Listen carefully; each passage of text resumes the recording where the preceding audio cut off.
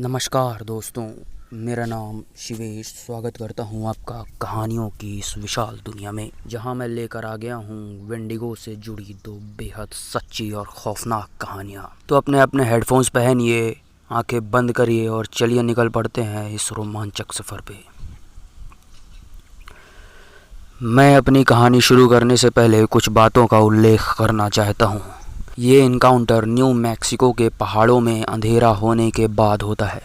मैं उस प्राणी को रोकने और शिकार करने के लिए सटीक स्थानों का उपयोग करने में सक्षम नहीं हो सकता। समझने के लिए धन्यवाद। अब चलिए शुरू करते हैं। अक्टूबर 2020 का एक गर्म दिन था। मैं और मेरा भाई घर पर बैठे हुए कुछ वीडियो गेम खेल रहे थे। पूरा दिन हम घर में बैठे ऊब गए थे। उस शाम करीब 6 बजे हमारी माँ ने हमें फ़ोन किया और पूछा कि क्या हम बाहर जाना चाहते हैं। दिन में पहली बार था जब कोई बाहर जाकर कुछ करना चाहता था, तो हमने हाँ कहा और फिर वह 10 मिनट में हमें लेने आ गई। जब वह पहुंची तो हम लगभग अपना सामान इकट्ठा कर चुके थे। हम करीब 5 मिनट में रेडी होकर कार में सवार हो गए। जे और एस भी साथ थे।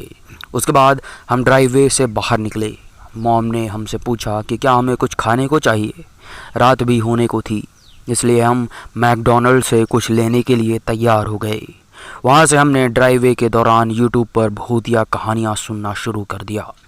क्रिप्टिड्स, ह्यूमनॉइड्स, पैरानॉर्मल एक्सपीरियंस के बारे में हम सब बातें कर रहे थे। जैसे ही हम शहर से बाहर निकले, मुझे थोड़ी चिंता का अनुभव हुआ, क्योंकि हम वीरान इलाके में पहुंच गए थे। सड़क के दोनों ओर जंगल और सामने से गुजरते कुछ गाड़ी वाहन।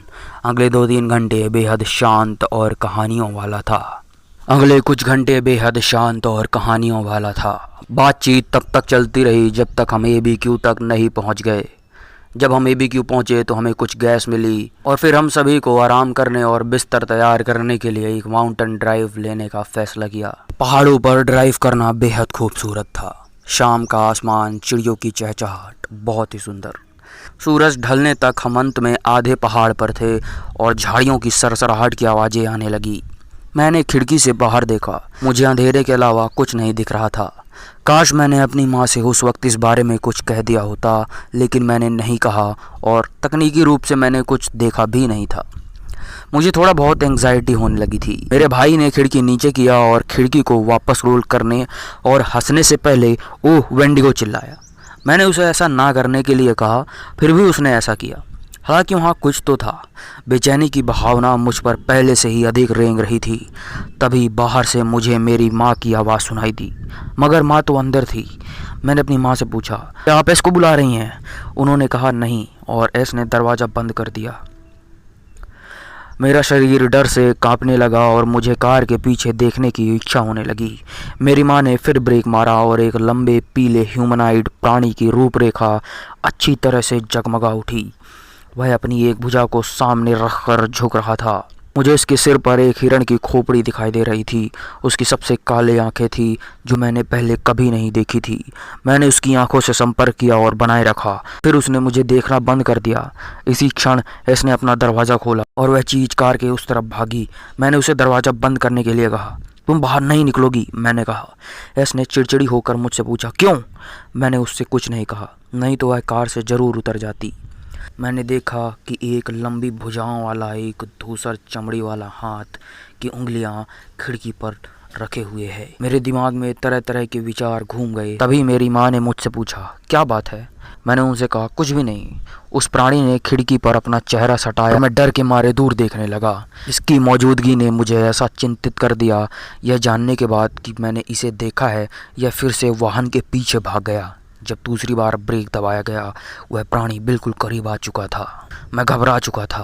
अब वह पैसेंजर डोर खोलने की कोशिश कर रहा था। मैंने अपनी माँ से कहा, गाड़ी तेज़ चलाओ। मेरी माँ को कुछ समझ नहीं आ रहा था कि आखिर मैं ऐसा क्यों रिएक्ट कर रहा हूँ। एक बार जब उसने गाड़ी चलाना शुरू किया तो वह प्राणी हमारे वाहन का पीछा कर रहा था। पहाड़ों से बाहर निकलने के बाद अब वह हमारे पीछे नहीं था। मेरी हालत ख़राब हो चुकी थी। मेरी माँ को बिल्कुल कुछ समझ नहीं आ रहा था। वह जानना चाह रही थी कि आखिर वह क्या बला थी, लेकिन मैंने उन्हें 2 हफ्तों तक कुछ नहीं बताया था। घटना के बाद मैं उस पर शोध करने के लिए गया था कि क्या मैं उसका सामना कर सकता था। मुझे विश्वास है कि मैंने उस रात एक वेंडिगो को देखा था। मैं तब से पहाड़ों में नहीं गया। दूसरी कहानी है दोस्तों कनाडा से जुड़ी हुई। एक धनी व्यक्ति उत्तरी कनाडा के एक भाग में शिकार पर जाना चाहता था। वहाँ बहुत कम लोगों ने कभी शिकार किया था। उसने एक व्यापारिक चौकी की यात्रा की और उसे लेने के लिए गाइड खोजने की कोशिश की, लेकिन कोई भी गाइड उस हंट के लिए राजी नहीं हुआ। उन्होंने कहा यह बहुत खतरनाक है। अंत में उसे एक इंडियन मिला जिसे पैसे की सख्त ज़रूरत थी और वह उसे लेने के लिए तैयार हो गया। उसका नाम डिफागो था। उन्होंने एक बड़ी जमी हुई झील के पास बर्फ का डेरा बनाया। 3 दिनों तक उन्होंने शिकार किया, लेकिन उनके पास दिखाने के लिए कुछ भी नहीं था। तीसरी रात एक आंधी आई। वे अपने तंबू में लेट गए और हवा के गरजने और पेड़ों की सरसराहट सुनने लगे। तूफान को बेहतर ढंग से देखने के लिए शिकारी ने तंबू का प्रालंब खोल दिया और उसने जो देखा वह चौंका देने वाला था। हवा का झोंका नहीं आ रहा था और पेड़ पूरी तरह से स्थिर खड़े थे। फिर भी वह हवा के गरजने को सुन सकता था। वह जितना वह उसे सुनता उसे लगता कि कहीं दूर कोई हवा के उस पार डिफागो का नाम पुकार रहा हो। या शायद मेरा दिमाग ही खराब हो रहा था, शिकारी ने सोचा। लेकिन डिफागो अपने स्लीपिंग बैग से बाहर आ गया था। वह तंबू के एक कोने में लेटा हुआ था। उसका सिर उसकी बाहों में दबा हुआ था। यह आवाज़ सुना तुमने? शिकारी ने पूछा। यह कुछ भी नहीं है, डिफागो ने कहा, लेकिन हवा उसे पुकारती रही और वह आवाज़ अधिक तनावपूर्ण और अधिक बेचैन हो गई। डिफागो डिफागो, वह हवा से आवाज़ आ रही थी। अचानक वह कूद गया और वह तंबू से भागने लगा, लेकिन शिकारी ने उसे पकड़कर जमीन पर पटक दिया। आप मुझे यहाँ बाहर नहीं छोड़ सकते, शिकारी चिल्लाया। मगर उस हवा ने उसे एक बार फिर से बुलाया और डिफागो ढीला हो गया और अंधेरे में भाग गया। जाते समय शिकारी ने उसे चिल्लाते हुए सुना, मेरे पैर जल रहे हैं। तभी उसकी आवाज़ फीकी पड़ गई और हवा थम गई। जब थोड़ा सुबह हुई तो शिकारी ने बर्फ में डिफागो के पैरों का पीछा किया। वे जंगल से होते हुए नीचे झील की ओर फिर बाहर बर्फ पर गए, लेकिन जल्दी उसने कुछ अजीब देखा। डिफागो ने जो कदम बढ़ाए थे वे लंबे और लंबे होते गए। वो इतने लंबे थे कि वह कोई भी इंसान के नहीं हो सकते। यह ऐसा था जैसे किसी चीज़ ने उसे तेज भागने में मदद की हो। शिकारी ने झील के बीच तक पैरों के निशानों का पीछा किया, लेकिन वहाँ वे गायब हो गए। सबसे पहले उसने सोचा कि डिफागो बर्फ से गिर गया था, पर वहाँ गिरने के कोई भी निशान नहीं थे।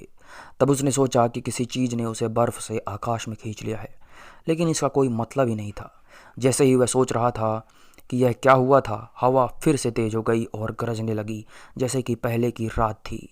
तभी उसने डिफागो की आवाज़ सुनी।